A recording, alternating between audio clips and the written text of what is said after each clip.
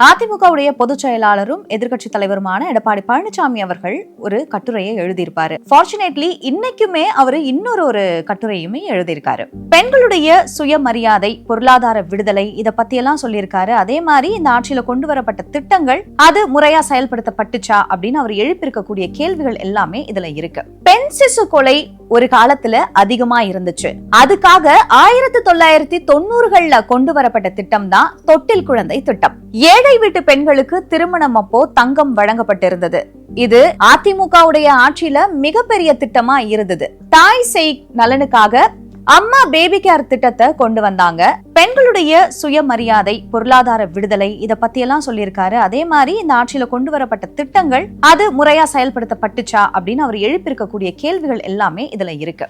Think politics நேயர்களுக்கு வணக்கம். நான் உங்க நிவேதிதா சந்திரசேகர். இந்த வீடியோல நம்ம எந்த விஷயத்தை பத்தி பார்க்க போறோம் அப்படின்னா, அதிமுகவுடைய பொதுச் செயலாளரும் எதிர்க்கட்சி தலைவருமான எடப்பாடி பழனிசாமி அவர்கள் ஒரு கட்டுரையை எழுதியிருப்பாரு. அதாவது இளைஞர்களுடைய வேலை வாய்ப்பின்மையை பத்தி ஒரு கட்டுரையை எழுதியிருந்தாரு. சரி, ஒரு நாள் தான் இந்த மாதிரி அவர் ஏதோ எழுத போறாரு அப்படின்னு நினைச்சோம். பட் ஃபார்ச்சுனேட்லி இன்னைக்குமே அவரு இன்னொரு கட்டுரையுமே எழுதியிருக்காரு. அதுல அவர் என்ன பேசியிருக்காரு அப்படின்னா, பெண்களுடைய சுயமரியாதை, பொருளாதார விடுதலை, இத பத்தி எல்லாம் சொல்லியிருக்காரு. அதே மாதிரி இந்த ஆட்சியில கொண்டு வரப்பட்ட திட்டங்கள் அது முறையா செயல்படுத்தப்பட்டுச்சா அப்படின்னு அவர் எழுப்பியிருக்கக்கூடிய கேள்விகள் எல்லாமே இதுல இருக்கு. யூசுவலா திங்க் பாலிடிக்ஸ்ல அரசியல் பழகு அப்படின்னு நான் அடிக்கடி மென்ஷன் பண்ணுவேன். இப்போ அதுக்கு ஏத்த மாதிரி ஒரு தலைவரா மற்ற அரசியல் தலைவர்கள் ஒரு திட்டத்தை கொண்டு வரும்போது அது எப்படி உபயோகமா இருக்கணும், அது வெறும் திட்டங்களா மட்டும் இருக்கக்கூடாது, மாற்றங்களை கொண்டு வர விஷயமா இருக்கணும் அப்படிங்கறத அவரு ஒரு தெளிவுபடுத்தியிருக்காரு அப்படின்னு தான் சொல்லணும். இப்ப நம்ம தொடங்கணும் அப்படின்னா பெரியார் கிட்ட இருந்து தான் தொடங்கணும். பெண் ஏன் அடிமையானால் அப்படின்னு சொல்லிட்டு அவர் எழுதியிருந்தாரு. அதுல அவர் குறிப்பிட்டிருந்த நிறைய விஷயங்கள் அப்போ இருந்தவங்களாலே கூட ஏத்துக்க முடியல. அண்ட் இப்போ இருக்கிறவங்க நிறைய பேரால அதை ஏத்துக்கவும் முடியாது, ஒத்துக்கவும் முடியாது அப்படின்னு தான் சொல்லணும். ஏன்னா தமிழகத்துல ஆண்டாண்டு காலமா பெண்களை மையப்படுத்தி நிறைய திட்டங்கள் வந்துகிட்டே தான் இருக்கு. ஆனா உண்மையிலேயே அது பெண்களுடைய வாழ்க்கையில ஒரு மாற்றத்தை கொண்டு வந்துச்சா அப்படின்னு கேட்டா இப்ப வரைக்கும் கேள்விக்குறியாதான் இருக்கு. பெண்களுக்கு உண்மையிலேயே தலைமை பண்பு நிறைய இருக்கு அப்படின்னு எதிர்க்கட்சி தலைவர் எடப்பாடி பழனிசாமி அவரோட கட்டுரையில குறிப்பிட்டிருக்காரு. அதாவது வீட்லயுமே சரி, வேலை பார்க்கக்கூடிய இடத்துலயுமே சரி, அவங்களுக்கு தலைமை பண்பு அதிகமாவே இருக்கு. அதுவும் இந்த காலகட்டத்துல அது அதிகரிச்சுக்கிட்டே இருக்கு. என்ன மாதிரியான சோர்வுகள் இருந்தாலுமே கூட, சவால்கள் இருந்தாலுமே கூட அதை எதிர்த்து போராடி ஜெயிக்கக்கூடிய பெண்கள் இப்போ இருக்காங்க. ஆனா அந்த பெண்களுக்கு நல்லது செய்யறதா இப்ப இருக்கக்கூடிய திமுக ஆட்சியில நிறைய திட்டங்களை கொண்டு வந்தாங்க. ஆனா அந்த திட்டங்கள் அவங்களுக்கு போய் சேர்ந்துச்சா அப்படின்னு ஒரு கேள்வி எழுப்புறாரு. முதல்ல அவர் எங்க கேக்குறாரு அப்படின்னா, மாதாந்திரம் குடும்ப தலைவிகளுக்கு 1000 ரூபாய் அப்படிங்கிற அறிவிப்பு வெளியாச்சு. ஆனா அந்த 1000 ரூபாய் எல்லா குடும்ப தலைவிகளுக்கும் போய் சேர்ந்துச்சா? இந்த திட்டம் மிகப்பெரிய அளவுல விளம்பரப்படுத்தப்பட்டுச்சு. கிட்டத்தட்ட 2.06 கோடி பெண்கள் இந்த திட்டத்துக்கு மனு அளிச்சிருந்தாங்க. ஆனா இந்த திட்டத்துல 1.06 கோடி பெண்களுக்கு மட்டும்தான் இந்த மாதாந்திரம் 1000 ரூபாய் போய் சேர்ந்திருக்கு. இதுல நம்ம பார்த்தோம் அப்படின்னா கிட்டத்தட்ட 1 கோடி பெண்களுக்கு இந்த உதவித்தொகை போய் சேரவே இல்லை. அதுவும் நிறைய பேரு கிராமப்புறங்கள்ல இருக்கிறவங்க. திருவண்ணாமலை, விழுப்புரம் மாதிரியான இடங்கள்ல இருக்கக்கூடிய பெண்கள் பல மணி நேரம் வரிசையில காத்திருந்து இதுக்காக மனு அளிச்சிருந்தாங்க. ஆனா அவங்களுடைய மனுக்கள் எல்லாமே நிராகரிக்கப்பட்டிருக்கு. அதுக்கு ஒரு சில காரணங்கள் சொல்றாங்க. அதாவது நிர்வாக தடைகள் அப்படின்னு சொல்றாங்க, ஆவணங்கள்ல குளறுபடி அப்படின்னு சொல்றாங்க, அப்புறம் சில கெடுபிடிகள் அப்படின்னு சொல்றாங்க. ஆனா இந்த வாக்குறுதியை அப்புறம் எதுக்காக இந்த அரசாங்கம் கொடுத்துச்சு? நிராகரிக்கப்பட்ட பெண்கள்ல கிட்டத்தட்ட 9.24 லட்சம் பெண்கள் மறுபடியும் இதுக்கு விண்ணப்பிக்கிறாங்க. இதே ஹிந்து பத்திரிகையிலேயே அதை பத்தி குறிப்பிட்டிருந்தாங்க. அதாவது கலைஞர் மகளிர் உரிமை தொகை திட்டத்தின் கீழே 9.24 லட்சம் பெண்கள் இதுக்கு மறுபடியும் மனு அளிச்சிருக்காங்க அப்படின்னு சொல்லிட்டு இப்போ இவங்களுடைய ஆட்சியோட கடைசி வருடத்துல இருக்காங்க. இந்த 9.24 லட்சம் பெண்களுக்கும் இந்த உதவித்தொகை போய் சேருமா அப்படிங்கிறது ஒரு கேள்விக்குறியா இருக்கு. ஆரம்பத்துல எல்லா பெண்களுக்குமே இந்த உதவித்தொகை போய் சேரும் அப்படின்னு சொல்லியிருந்தாங்க.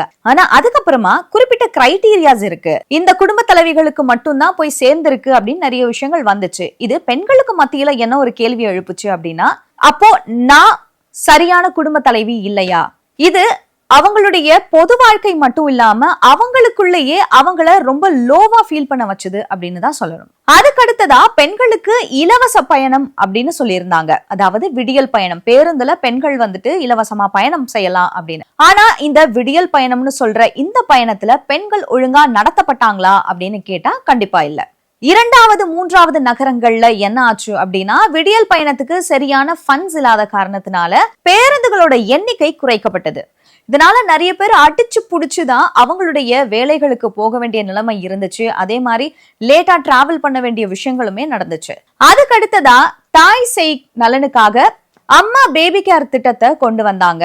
ஆனா அந்த ஒரு திட்டத்தை நவீனப்படுத்தவோ இல்ல விரிவுபடுத்தவோ இல்ல புதுப்பிக்கவோ இந்த அரசாங்கம் எதுவுமே செய்யல. அது மட்டும் இல்லாம மகளிர் சுய உதவி குழுக்கள்ல பெண்களுக்கு கடனுதவி வழங்குறதுலயும் அந்த தொழில் செய்யறதுக்குமே ஃபண்ட்ஸ கம்மி பண்ணிட்டாங்க. அடிமட்ட அளவுல தொழில் முனைவோருக்கான சூழல் சுருங்கிட்டு வருது அப்படின்னு தான் சொல்லணும். சேலம், தர்மபுரி மாதிரியான மாவட்டங்கள்ல பெண் சிசு கொலை ஒரு காலத்துல அதிகமா இருந்துச்சு. அதுக்காக 1990கள்ல கொண்டு வரப்பட்ட திட்டம் தான் தொட்டில் குழந்தை திட்டம். இந்த திட்டம் கொண்டு வரப்பட்டதுக்கு அப்புறமா கிட்டத்தட்ட 1992ல இருந்து 2011 வரைக்கும் கிட்டத்தட்ட 75% இந்த பெண் சிசு கொலை குறைஞ்சிருக்கு. யூசுவலாவே நம்ம வீட்டுல இருக்கக்கூடிய தந்தையோ சகோதரனோ இல்ல நம்மளுடைய சக ஆண் நண்பர்களோ நம்மளை பத்தி என்ன நினைப்பாங்க? ஒரு பெண் வெளியில போறா அப்படின்னா பாதுகாப்பா இருக்கணும், அவளுடைய சுயமரியாதையை இழுக்கக்கூடாது, எங்கேயாவது வெளியில போயிட்டு வரும்போது பாதுகாப்பா திரும்ப வீட்டுக்கு வரணும் அப்படின்லாம் நினைப்பாங்க. அந்த மாதிரி ஒரு குடும்ப தலைவனா எதிர்கட்சி தலைவர் எடப்பாடி பழனிசாமி அவர்கள் நிறைய விஷயங்களை யோசிச்சிருக்காரு அப்படின்னு தான் சொல்லணும். அதே மாதிரி முன்னோடி திட்டமா பெண்களுக்கு பாதுகாப்பு அளிக்கிற விதமாகவும் நீதி அளிக்கிற விதமாகவும் நிறைய பெண் காவல் நிலையங்கள் திறக்கப்பட்டுச்சு. 2021ல மாநிலம் முழுக்க 222 பெண் காவல் நிலையங்கள் செயல்பாட்டுல இருந்துகிட்டே இருந்துச்சு. அது ஒரு புதிய முன்னேற்பாடாகவும் இருந்துச்சு. அதுக்கு அடுத்ததா நான் ஏற்கனவே குறிப்பிட்டிருந்த மாதிரி பெண்களுக்கு சுயமரியாதை ரொம்பவே அதிகம். அதே மாதிரி அவங்களுடைய பொருளாதார விடுதலை ரொம்பவே முக்கியம். அதையேதான் இங்கேயும் எடப்பாடி பழனிசாமி அவர்கள் ஃபீல் பண்ணிருக்காரு அப்படின்னு சொல்லணும். அதாவது உள்ளாட்சியில பெண்களுக்கு 50% இடஒதுக்கீடு அப்படின்னு அவரு அறிவிச்சிருந்தாரு. இது பெண்களுக்கு இன்னுமே பெரிய பெரிய பொசிஷன்ஸ்ல போய் உட்கார்றதுக்கான ஒரு வசதியை கொடுத்துச்சு அப்படின்னு தான் சொல்லணும். ஏன்னா பெண்களை பொறுத்த வரைக்கும் இது ஒரு மிகப்பெரிய சீர்திருத்தமா தான் பார்க்கப்பட்டுச்சு. வெறும் வாக்காளர்களா பயனாளர்களா மட்டும் இல்லாம அவங்க ஊராட்சி மன்ற தலைவராகவும் மாமன்ற உறுப்பினர்களாகவும் செயல்படுறதுக்கு இது ஒரு வாய்ப்பளிச்சுது அப்படின்னு தான் சொல்லணும். அதுக்கடுத்துதான் சமூகத்துல ரொம்பவே பின்தங்கிய பெண்களுக்கு ஒரு ஸ்ட்ரென்தா அமைஞ்ச ஒரு திட்டம், அதாவது அதிகாரம் அளிக்கிற வகையில அமைஞ்ச ஒரு திட்டம் அப்படின்னு சொன்னா தாலிக்கு தங்கம் அப்படின்னு சொல்லலாம். ஏழை வீட்டு பெண்களுக்கு திருமணம் அப்போ தங்கம் வழங்கப்பட்டிருந்தது. இது அதிமுகவுடைய ஆட்சியில மிகப்பெரிய திட்டமா இருந்தது. குறைஞ்ச வருமானம் கொண்ட குடும்பங்கள்ல சேர்ந்த பெண்களுக்கு இது ஒரு மிகப்பெரிய உதவியா இருந்தது. அதே மாதிரி பள்ளியில உயர்கல்வி முடிச்ச பெண்களுக்கு 25,000 ரூபாயும், கல்லூரி படிப்பை முடிச்சவங்களுக்கு 50,000 ரூபாயும் இந்த திட்டம் மூலமா அவங்களுடைய திருமணத்தின் அப்போ வழங்கப்பட்டுச்சு. திருமணத்தை தாண்டி அனைத்து இந்திய அண்ணா திராவிட முன்னேற்ற கழகம் கொண்டு வந்த திட்டங்கள்ல இன்னொரு முக்கியமான ஒரு விஷயம் என்ன அப்படின்னா, பள்ளியில படிக்கக்கூடிய பெண்களுக்கு அம்மா இலவச சைக்கிள், அதுக்கப்புறம் இலவச லேப்டாப் கொடுத்த விஷயம் தான். இந்த இலவச சைக்கிள் வாங்கின பெண்களுக்கு ஒரு புதிய சுதந்திரம் கிடைச்ச மாதிரி தான் அந்த மாணவிகள் எல்லாருமே இருந்தாங்க. அதே மாதிரி அம்மா லேப்டாப் அப்படிங்கிற ஒரு திட்டம் படிக்கக்கூடிய பள்ளி மாணவ மாணவிகளுக்கு உண்மையிலேயே ஒரு பெரிய உதவியா இருந்துச்சு அப்படின்னு தான் சொல்லணும். அதிமுக ஆட்சியில பல நலத்திட்ட உதவிகள் கொண்டு வரப்பட்டுச்சு அப்படின்னு தான் சொல்லணும். அதுல அம்மா உணவக திட்டம், வீட்டுக்கு தேவையான பொருட்களை வழங்கும் திட்டம் அப்படின்னு ஏராளமான திட்டங்கள் வந்துச்சு. இந்த கட்டுரையில எதிர்கட்சி தலைவர் என்ன குறிப்பிட்டிருக்காரு அப்படின்னா, பெண்களுக்கு தேவை சிறு தொகை கிடையாது, உங்களுடைய திட்டங்கள் கிடையாது, அவங்களுக்கு தேவை மரியாதை, அவங்களுக்கு தேவை அங்கீகாரம். இப்ப இருக்கக்கூடிய பெண்களுக்கு உண்மையான அரசாட்சி என்ன அப்படிங்கறதும் தெரியும், போலியான அரசாங்கம் எப்படி செயல்படும் அப்படிங்கறதையும் தெரியும் அப்படின்னு அவர் குறிப்பிட்டிருக்காரு. இந்த இடத்துல காந்தி சொன்ன விஷயம் தான் ஞாபகத்துக்கு வருது. அதாவது என்னைக்கு ஒரு பெண் இரவு 12 மணிக்கு ரொம்ப தைரியமா கழுத்துல நிறைய நகைகளோட போறாலோ அன்னைக்குதான் உண்மையிலேயே இந்தியாவுக்கு சுதந்திரம் கிடைச்சிருக்கு அப்படின்னு. சோ அதே மாதிரி ஒரு மனப்பான்மையோட தான் இப்போ எதிர்கட்சி தலைவரும் அதிமுகவுடைய பொதுச் செயலாளருமான எடப்பாடி பழனிசாமி இந்த விஷயங்களை முன் வச்சிருக்காரு. அவர் ஃபைனலா முடிக்கும் போது என்ன சொல்லியிருக்காரு அப்படின்னா, பெண்களுக்கு தேவை மரியாதை, அங்கீகாரம், அது கிடைக்கணும். அந்த மாதிரியான ஒரு அரசாங்கத்தை தான் அவங்க எதிர்பார்க்கறாங்க. இப்போ நலன்களோ நலத்திட்ட உதவிகளோ இருக்குதா அப்படிங்கிறது கேள்வி இல்ல. ஆனா அந்த நலத்திட்டங்கள் ஒருத்தரோட வாழ்க்கைய மாத்தி இருக்கா, அவங்கள முன்னேத்தி இருக்கா அப்படிங்கிறது தான் கேள்வி அப்படின்னு ரொம்ப அழகா தெளிவா பதிவு பண்ணிருக்காரு. இது திங்க் பாலிடிக்ஸ் அரசியல் பழகு.